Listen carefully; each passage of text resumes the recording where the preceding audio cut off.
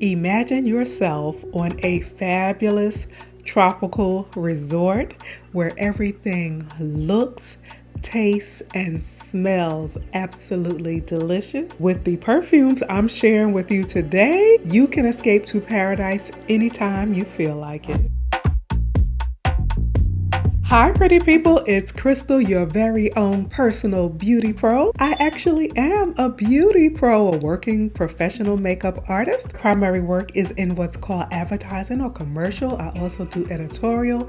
I've done many in New York Fashion Week. I'm an editor, a writer, and I've worked in many facets of the beauty industry. I also adore fragrance, and that is very much a part of the whole beauty package. From time to time, we feature fragrances, and we call those episodes On That Note. And what I absolutely love doing, in addition to doing what I love, is educating, entertaining, and encouraging through beauty. Today's video is going to be absolutely delicious because we are sharing tropical perfumes. It is very much the middle of summer in my part of the world, and it is vacation season for a lot of people. If you're anything like me, my favorite place in the world to be is on the beach. I could literally lie out on the beach and frolic in the water from sun up to sundown, especially in a gorgeous tropical location. But even if you can't make it to the tropics, you can definitely smell like them. And I have some yummy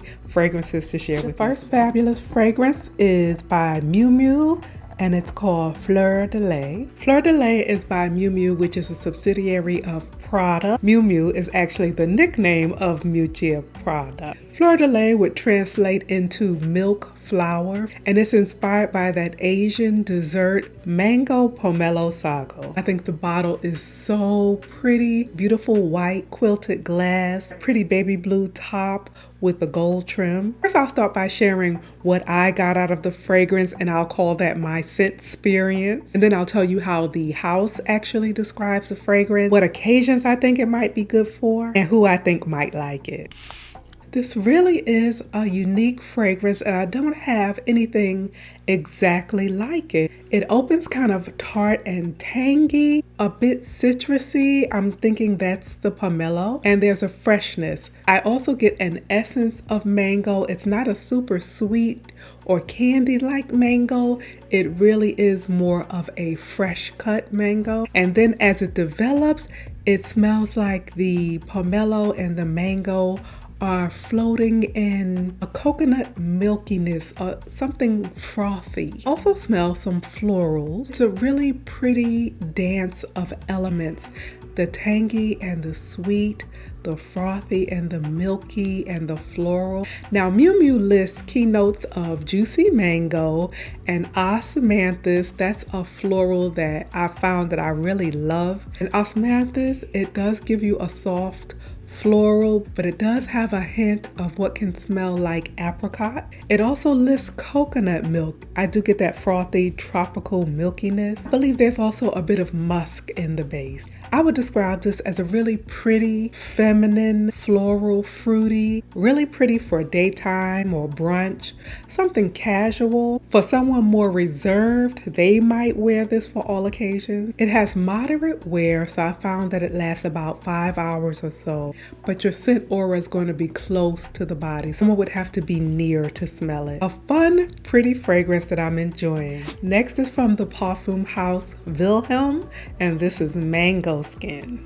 I am really falling in love with this house. Wilhelm is really a library of scents, and their scents each tell a fragrance story. They have these beautiful spun glass bottles and that gorgeous pop of saffron yellow. Mango Skin smells like a delicious mango cocktail. This is a scrumptious, fruity, floral concoction. Experience something sugary sweet. It's more like a mango candy than the mango fruit, and a bit of that tanginess. There's also blackberry, orris, which lends a slightly powdery element to it.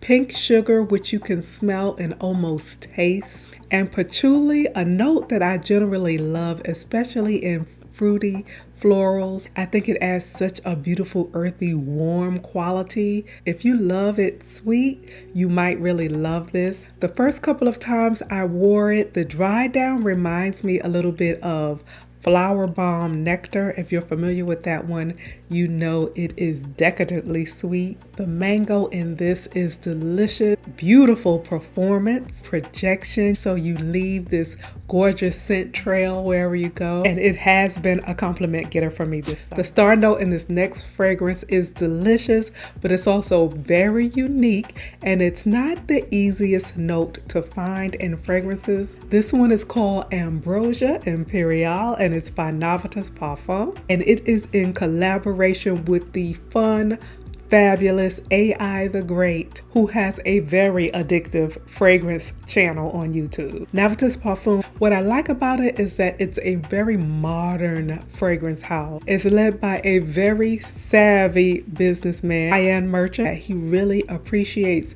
and harnesses the power of digital media and its influence in the fragrance community and on fragrance in general. So creative directors that have been associated with the brand are people like Redolescent, also Buck Moore, otherwise known as Big Beard Business. When AI the Great gave us a sneak preview and told us that the fragrance would be banana based, I was excited, not only because I absolutely love her style, but because I was genuinely looking for a fabulous banana fragrance as recently as a couple of years ago.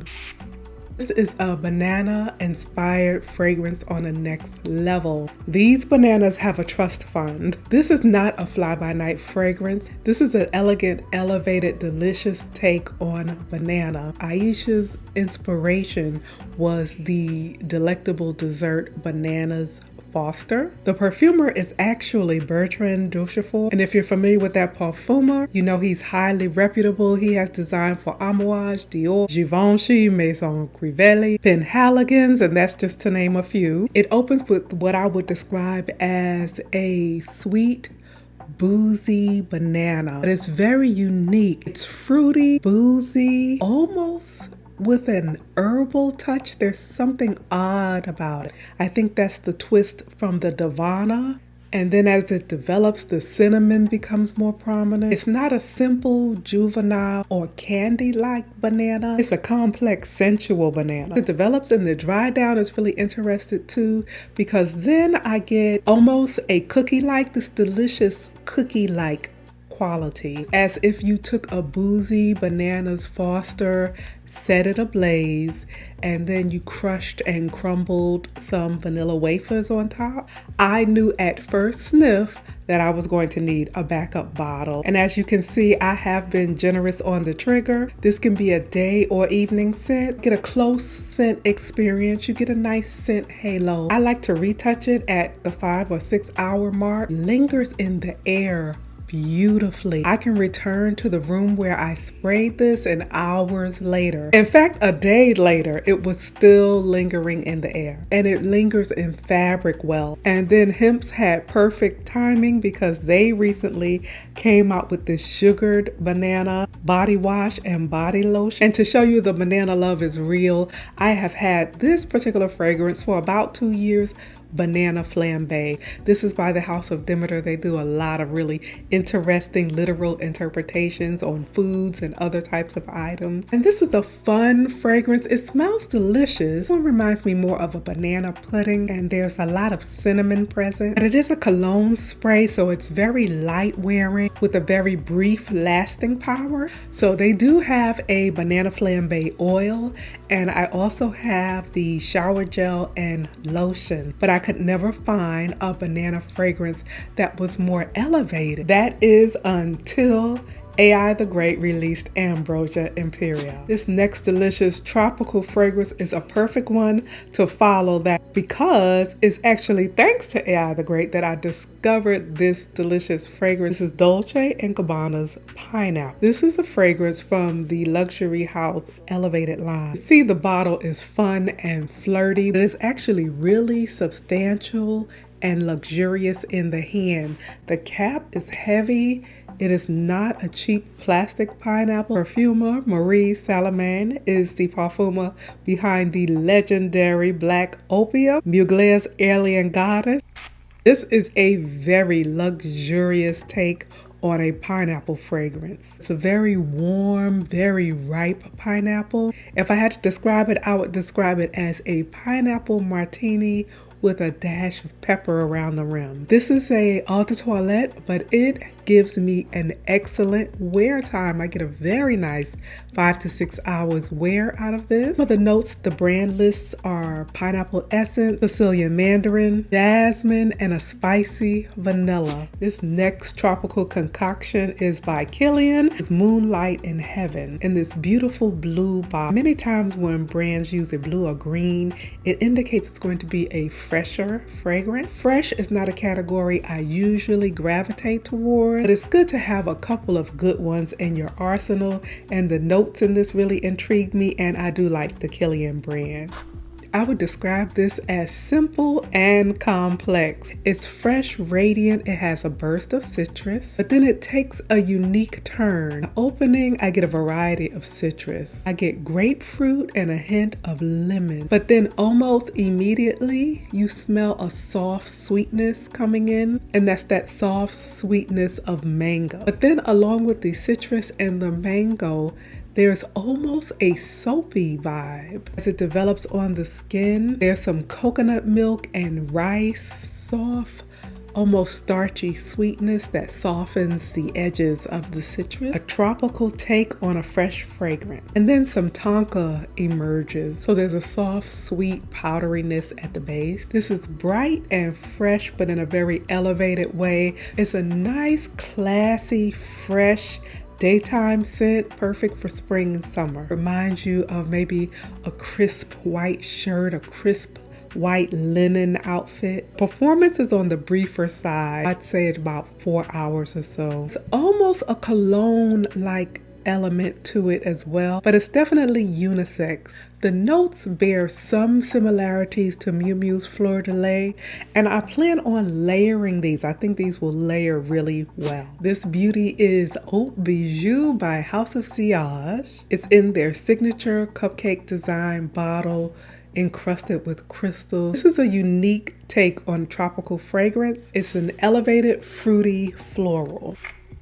Oat Bijou is familiar but unusual at the same time. You know you're smelling a fruit, but for me, don't immediately know which fruit exactly. It's juicy, it's tangy, it's sweet, it's floral, it's nectar-like. It's like a tropical, exotic punch with flower petals floating in it. House of Sillage lists some of the notes as grapefruit, mango, iris, and heliotrope, which can add a powdery quality. I think that unique odd quality is coming from an African flower. I have a rare note, the Caro Corunde flower. I think that may be adding to the uniqueness of the fragrance. A very nice wear time of 6 to 7 hours. Beautiful for day or for dinner on a patio.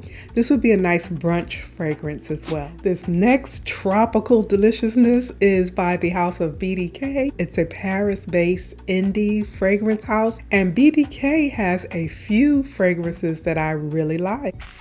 For me, Passe Soie is almost sinfully delicious. It's a sumptuous, almost syrupy pear. There's quince chutney, so there's that really sticky, sweet, jam-like quality. But what adds to the deliciousness of this fragrance, in addition to the fruit, is that it is spiked with this spicy pepper and ginger, and then it has this woody, earthy patchouli in the base. This fragrance is fabulous. This would be a standout at a day event. You will smell delicious on a night out. It's a fruity fragrance, but there is nothing basic about it. It is definitely an exotic twist on a fruity fragrance. Let me know if you're a fan of fruity fragrances and tropical fruits in particular. My studio currently smells like an exotic tropical location. All I need is for someone to bring me my adult beverage and umbrella. I had a ball sharing these fragrances with you. I look forward to seeing you in the very next video, which is going to be a fun one. But until we meet again, keep it pretty.